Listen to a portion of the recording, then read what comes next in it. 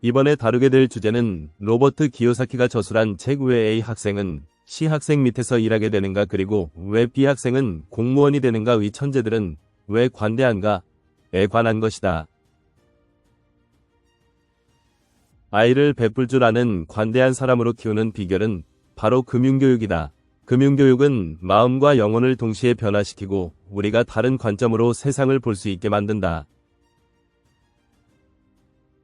또한 우리는 부모로서 아이의 재능을 발견하고 발전시키는 것은 곧 아이에게 관대함과 너그러움을 가르치는 길이다. 아메리칸 드림을 꿈꾸며 신대륙에서 몰려온 수백만 명의 이민자에 대해 150여 년 전 알렉시스 드 토크빌은 쓴 적이 있다. 당시 유럽과 아시아는 농민으로 태어난 사람들은 노력을 해도 귀족이 될 수 없었다. 하지만 아메리칸 드림은 농부가 미국의 귀족이 될 수 있는 기회가 있다는 것을 상징했다. 이런 기업가 정신 자체인 아메리칸 드림은 자본주의의 원동력이었다. 그러자 사람들은 고향을 떠나온 것이다. 하지만 2007년 금융시장이 붕괴하면서 사그라지기 시작했다. 아메리칸 드림을 이루기 위해 열심히 노력하기보다는 누릴 권리가 있다는 의식에 젖어 살아가고 있다. 즉, 회사나 정부가 평생 자신을 돌봐주길 원한다는 것이다. 이런 팽배한 권리의식은 개인의 경제적 책임에 대한 시각을 바꾸는데 지대한 역할을 하고 있다. 우리의 학교 시스템은 학생들에게 가난함과 탐욕을 가르치고 있다. 런츠 박사는 실제로 미국인들은 성공한 CEO보다 성공한 사업가들을 3배 가까이 신뢰하는 경향이 있다고 말했다. 오늘날 세계에서 자본가라는 단어는 사람들을 겁먹게 만든다. 그러자 런츠 박사는 미국인들이 아메리칸 드림을 추구하는 사업가를 존경한다는 사실을 발견하였다. 사업가이자 진정한 자본가인 존 보글은 세계 최대의 뮤추얼 펀드 회사 중 하나인 뱅가드 펀드의 설립자이다. 그는 경영 자본가들에 대해 비판적인 견해를 갖고 있다. 또한 소유주 자본주의가 경영자 자본주의로 변형된 것을 비판하고 있다. 더 깊이 들어가 보글은 대기업이 진짜 자본가가 아니라 경영 자본자에 의해 운영된다고 말하고 있다. 경영 자본가는 사업가가 아니라 명문 경영대학원을 졸업한 학생인 것이다. 경영 자본가들은 결과가 좋든 나쁘든 상관없이 급여를 받는다는 것이다.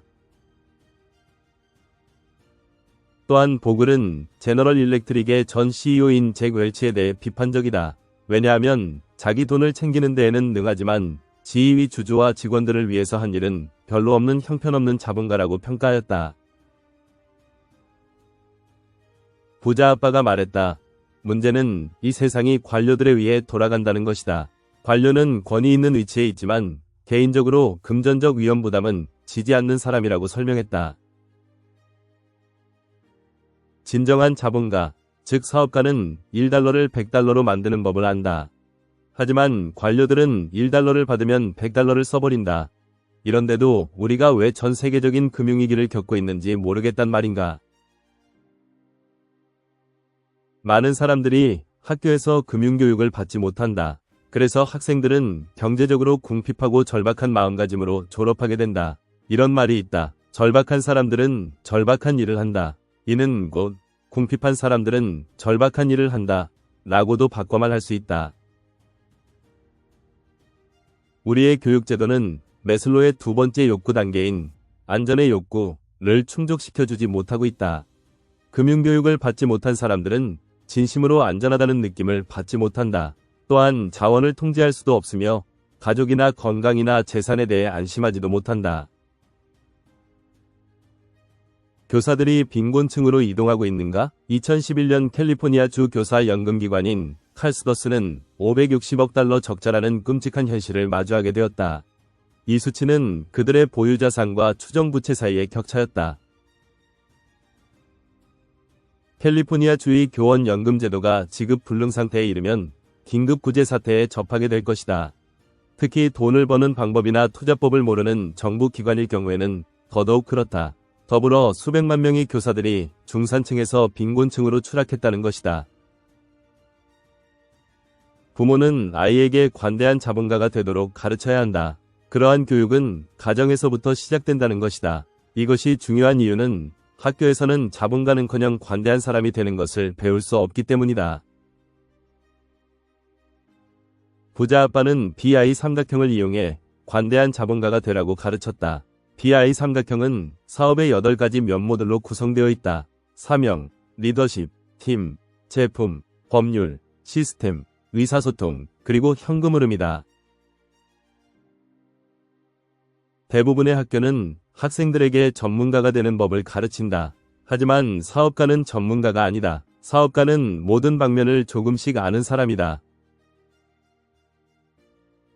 다방면의 박식한 통합가는 반드시 사명에 충실해야 하고 강력한 리더십 기술을 갖춰야 하며 실제 경험을 갖춘 A 학생들로 구성된 똑똑하고 영리한 팀을 운영해야 한다. 소규모 사업들이 실패하는 가장 큰 이유는 다음과 같다. 첫째는 사업가가 8가지 요소를 갖추지 못했다. 둘째는 사업가가 한 분야의 전문가이다. 셋째는 사업가에게 사명이 부족하다. 훌륭한 사업가들은 평범한 사람이라면 포기하고 좌절했을 갖가지 고난을 헤치고 전진한 사람들이다. 유명인으로는 스티브 잡스, 빌 게이츠, 마크 저커버그가 있다. 성공의 열쇠는 관대함이다. 세간에 널리 퍼진 믿음과 달리 성공한 사업가들은 대부분 관대하고 마음이 넓다. 학생들은 대부분 학교를 졸업한 후에 일자리를 찾는다. 일자리를 필요로 하는 이유는 학교에서 매슬로의 기본적 욕구인 안전의 욕구를 충족시켜주기 못했기 때문이다. 또한 충족시키지 못한 채 두려움과 불안 속에서 살아간다면 우리 내부에 있는 재능과 자질을 발견하기 어렵다.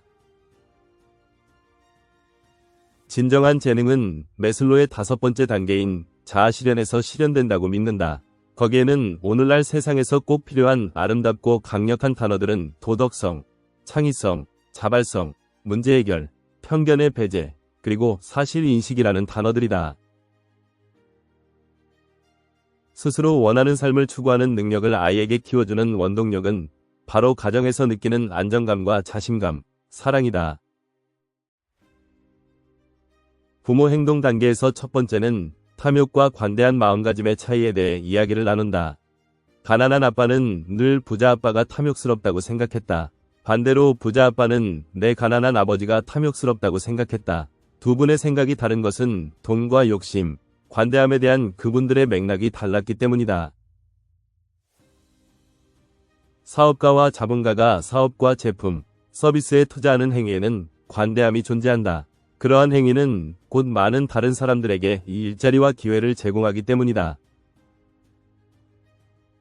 두 번째는 시간이 날 때마다 당신 자녀가 자신의 재능을 발견하도록 그리고 그것을 세상에서 발휘하도록 격려하라. 부모의 가장 중요한 역할은 아이가 자신의 재능과 천재성을 가장 빛낼 수 있는 환경을 찾도록 격려하고 복돋아주는 것이다.